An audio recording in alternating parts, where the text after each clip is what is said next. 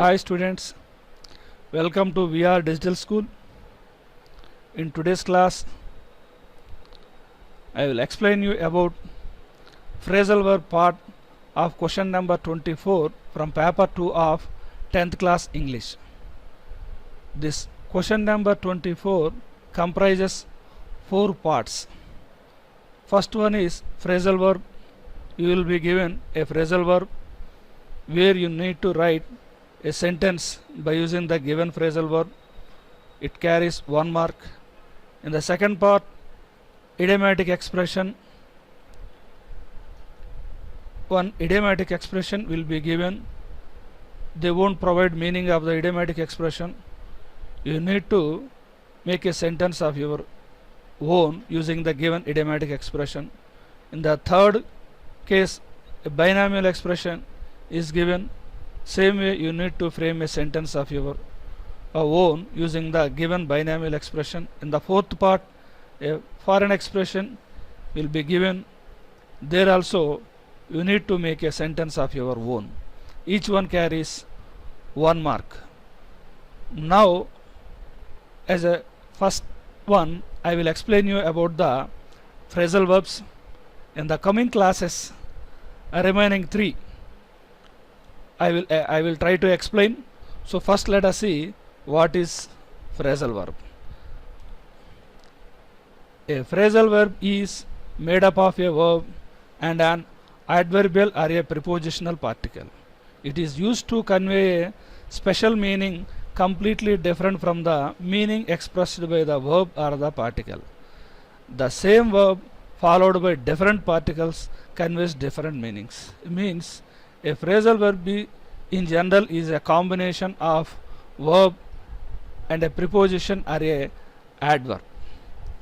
And though the phrasal verb is a combination of verb and a particle, as an independent words, the verb and particle may have the different meanings, but when they are part of the phrasal verb, they convey the different meaning. At the same time, the same verb, the verb of the phrasal verb which follows different particles gives the different meanings. Same thing we will see in the following examples. The first one is check-in. The meaning of phrasal verb check-in is to register at a hotel or airport. We made a sentence using this phrasal verb. Then check out, to pay one's bill and leave. So in the first one, as in the first phrasal verb check-in, as independent words check and in are having a different meanings, but as a phrasal verb they are conveying the quite a different meaning. Same with the case of the checkout also. Check and out as independent words are having the different meanings as we know, but as a phrasal verbs their meaning is totally different. And one more thing is, in both the phrasal verbs given here, the verb is check, but the following particle is different. So since the change in the following particle, they are conveying the different meanings. These things to be kept in mind while making out the given phrasal verb. And in brief, let us see what is phrasal verb. Phrasal verb is a combination of verb and particle. The particle may be adverb or preposition or both. And now let us see how many types of phrasal verbs are there. Phrasal verbs are of 3 types. The first one is verb followed by preposition. In the given example, look for, look is the verb form and for is the preposition. In the second type, verb followed by adverb. Example, see of there you will see see is the verb and of is the adverb. The third one, verb followed by adverb and preposition. Here the example given is get rid of. In this example we will find that get is the verb and remaining two are the adverb and the preposition. So like this there are three types of phrasal verbs. This is from your textbook only. Here I have taken few paragraphs from page number 5 of attitude is altitude. Here I have highlighted certain words. These are the phrasal verbs used in these few paragraphs. Almost 6 phrasal verbs are used in this less number of paragraphs. This itself shows the importance of phrasal verbs in the English literature. So it is always better to pay utmost concentration, attention while reading the lesson or while listening to the teacher in the classroom. And also I instruct you to note down the phrasal verbs given in the textbook and try to make out the meanings of the phrasal verbs given in the textbooks. Then try to make sentences of your own, so that whatever phrasal verb is given in the examination or in the future competition exams also, you will be able to write them correctly and able to score the good marks. Now in the next slide we will see how to use the phrasal verbs correctly, because we need to follow some grammatical rules while framing a sentence. Same applies to the case of a framing sentence with the phrasal verbs also. The first one is transitive or intransitive. In the case of transitive phrasal verb, if it is transitive, we need an object to make a meaningful sentence. So if the phrasal verb is transitive, then we must have an object to make a meaningful sentence. Without object in the sentence, it never gets the meaning. We will see with the example look up to. The meaning of phrasal verb look up to is to admire or to respect someone. The sentence framed here is I look up to my dad. So here the look up to is used in the sentence and the object is my dad. Where if there is no object here, just simply if we write I really look up to, then it won't get any meaning. That means the phrasal verb is transitive, we must have to have an object in the sentence to get a meaningful sentence. Then in the case of intransitive, if it is intransitive, it stands on its own, means requires no object to make a meaningful sentence. If the phrasal verb is intransitive, it is not necessary to have a object in the sentence formation. Without object also we can form the meaningful sentence. We will see in the example. Here the phrasal verb given is take off, the meaning is fly or remove. So the sentence formed is the plane took off. So here only subject and phrasal verb, only two are there. Even then also it is giving the complete meaning. So these two things are to be observed while framing the sentences. And the next point, separable phrasal verbs. While using the phrasal verbs in the sentence formation, in certain cases the phrasal verbs, that the verb part and the particle part may be separated, or the object of the sentence may be kept in between the verb part and the particle part. Those phrasal verbs are called separable phrasal verbs. Separable phrasal verbs we will be having only in the case of phrasal verbs which are having verb followed by the adverbs. So now we will see an example. Payback. Payback means repay a debit or a loan. So the sentence formed here is I will pay you back as soon as I get the salary. So if we see here, the pay back phrasal verb is used here. Between pay and back, the object you is used. Even then also we have got the meaningful sentence. Even after separation also we have got the meaningful sentence. But in certain cases of the phrasal verbs we cannot separate them. By separating them we cannot get the proper sentence, cannot frame the proper sentence.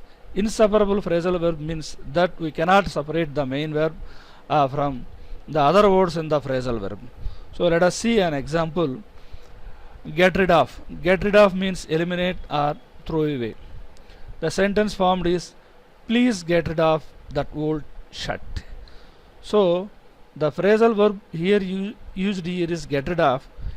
It cannot be separated, and no other part of the sentence can be kept between the words of the phrasal verb get rid of, because it won't give the meaningful sentence. So these two things also to be observed while framing the sentence using the given phrasal verbs.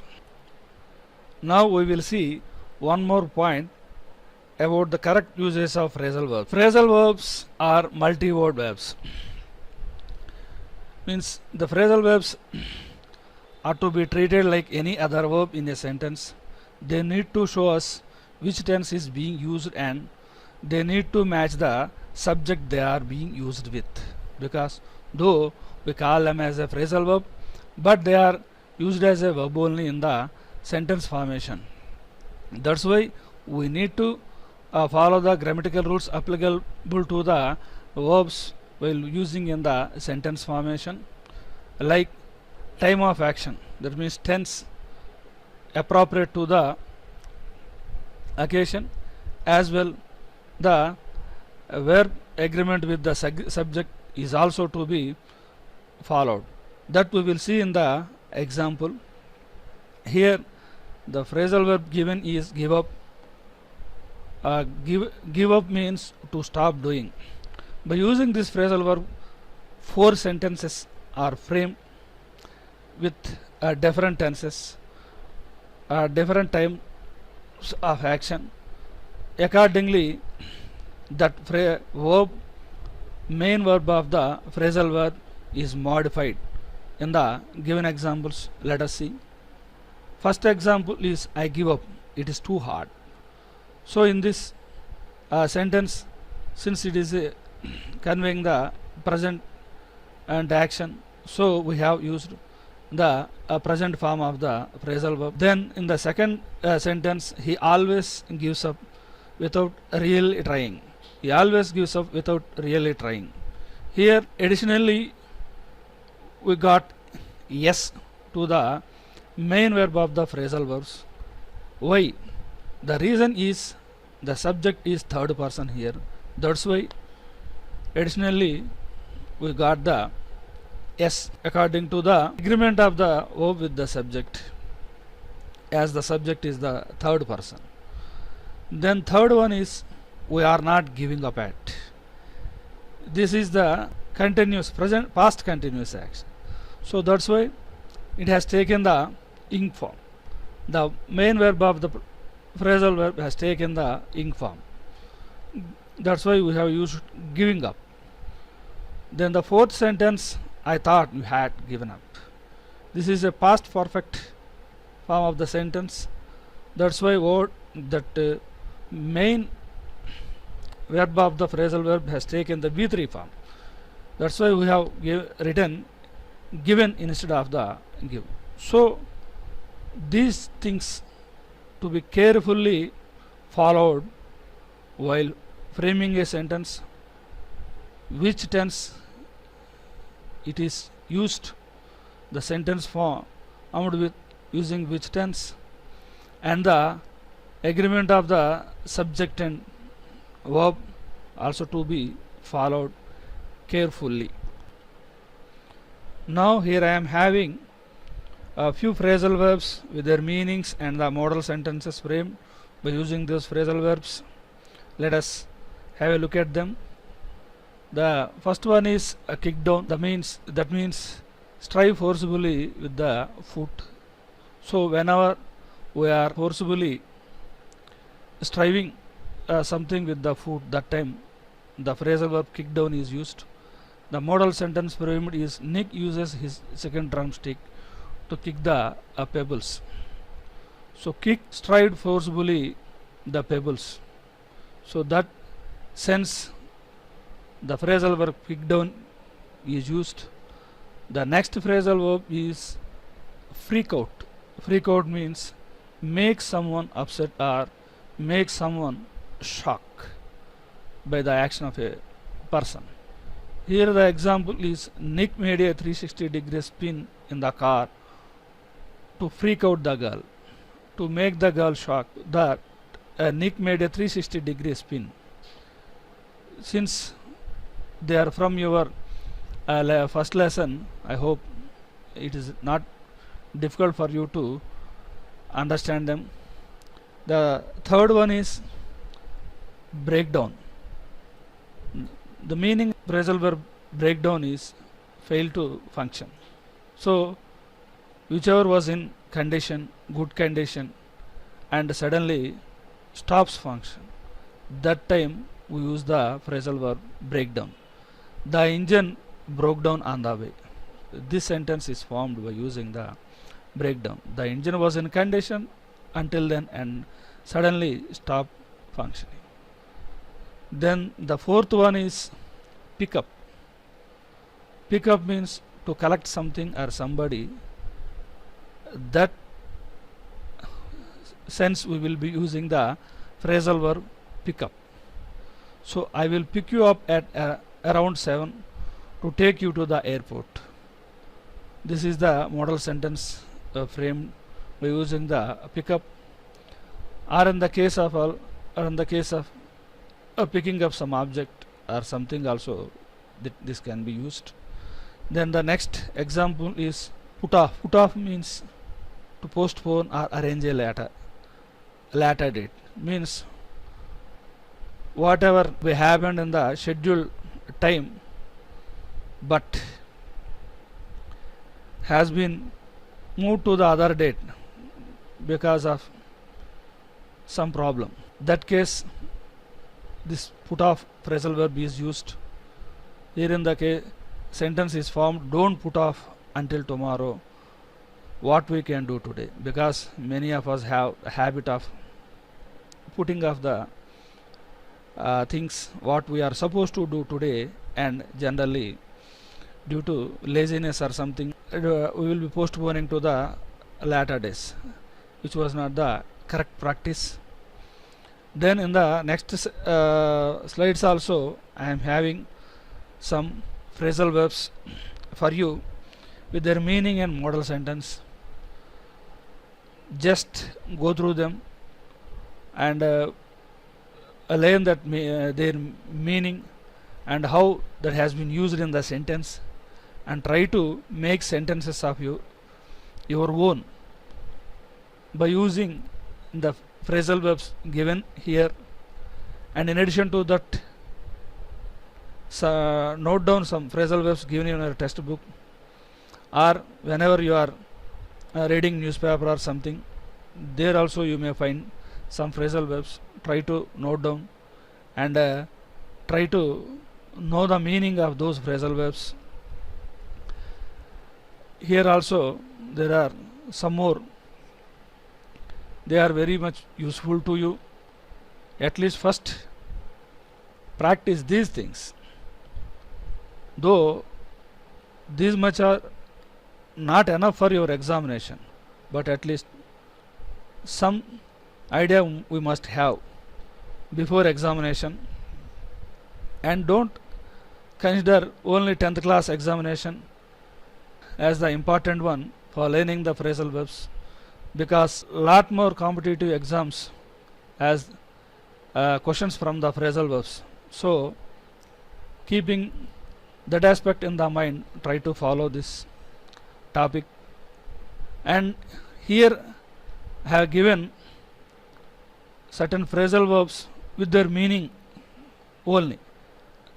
I didn't provide a model sentence here, so that you can make the sentences of your own by using the phrasal verb given here and by understanding the meaning given over there. But one thing you must keep in mind, that in the examination they will be giving only a phrasal verb, not the meaning of the phrasal verb. Just phrasal verb will be given. You have to make out the meaning on your own, then you have to frame the sentence on your own. So to give correct answer for this question and frame meaningful sentence, just you need to do is a practice. Only practice will make you perfect in framing of correct sentences using phrasal verbs.